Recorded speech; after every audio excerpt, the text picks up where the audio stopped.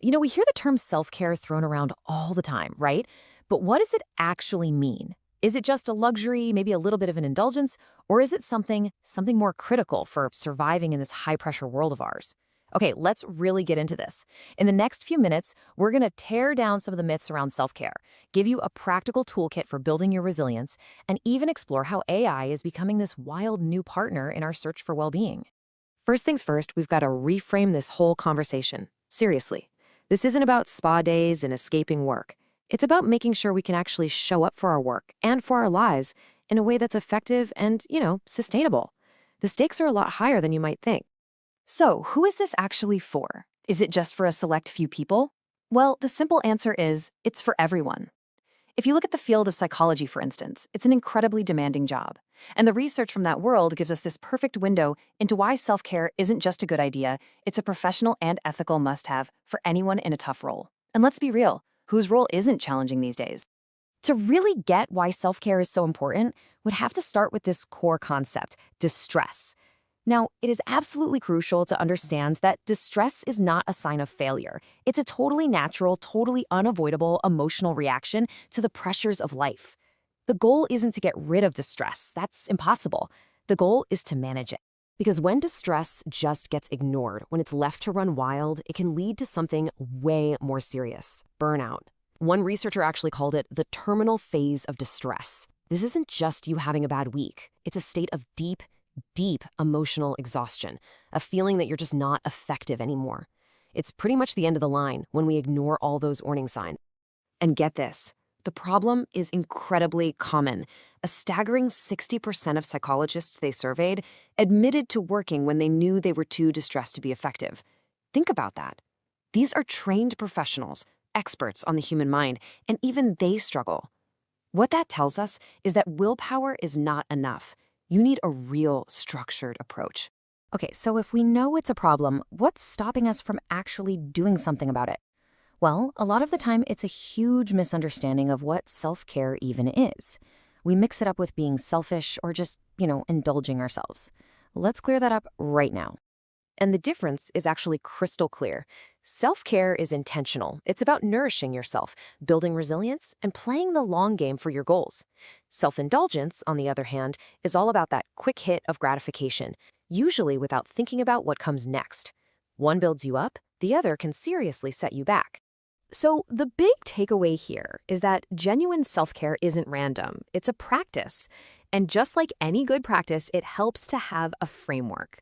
So here it is, a holistic 7-part toolkit to help you think about your own well-being. First up, the physical. And this is more than just the usual diet and exercise.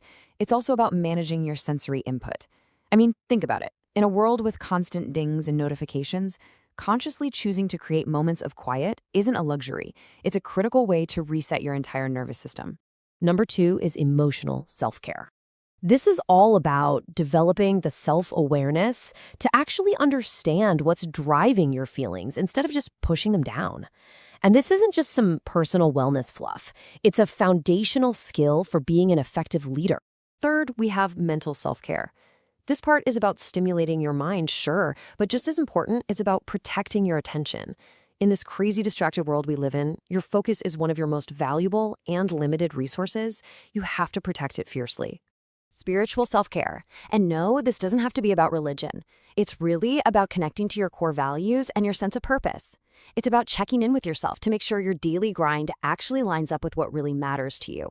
And it's about keeping that ego in check so it doesn't warp your reality. Fifth on the list is professional self-care. This means you start treating your own well-being as a core part of your career strategy. It's about setting firm boundaries, saying no, being intentional about how you grow, and building a solid support network of people you can actually count on. Let's face it, we are social creatures. This dimension is all about choosing meaningful interactions over superficial ones. It's about building relationships based on trust and mutual support. And, seeking out different perspectives that make your own world a little bigger. And finally, your environment. This is about being super mindful about who and what gets your attention. The books you read, the social media you scroll, the people you hang out with, they all shape your inner world. They either lift you up or they drag you down. All right, now that we have this awesome framework, let's look ahead. The whole conversation around self-care is changing, and fast, because of a powerful new tool, generative AI. So, some recent research actually helps us map out this new territory.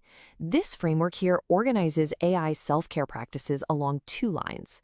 The horizontal one is about expertise. Is the AI the expert, or you? And the vertical line is about how you're interacting. Is it just through chat, or are you using multiple things like images and sound? And what this framework shows us are some really interesting ways people are already using AI for self-care. They're using it for advice seeking, like asking for diet and exercise tips, and for ongoing mentorship with an AI coach. People are also using it for resource creation, like getting it to generate a personalized meditation, and even for social simulation, to practice having a difficult conversation. So why? Why are people turning to AI for something so personal? This quote from someone in this study, it just gets right to the heart of it.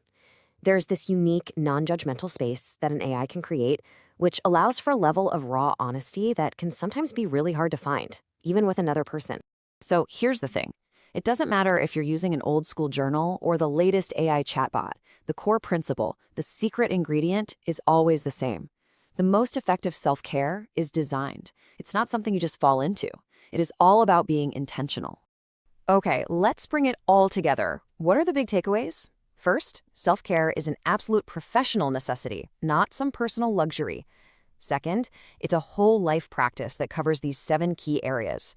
Third, tech like AI is opening up these incredible new ways to personalize our wellness. And finally, the goal is always, always intentional action that's going to serve you in the long run. Which really just leaves us with one final and really important question to ask ourselves. In our own lives, when we reach for something to make us feel better, are we really looking for genuine nourishment that's going to build us up over time, or are we just settling for the easy comfort of a quick fix? The answer to that question, well, it could change everything.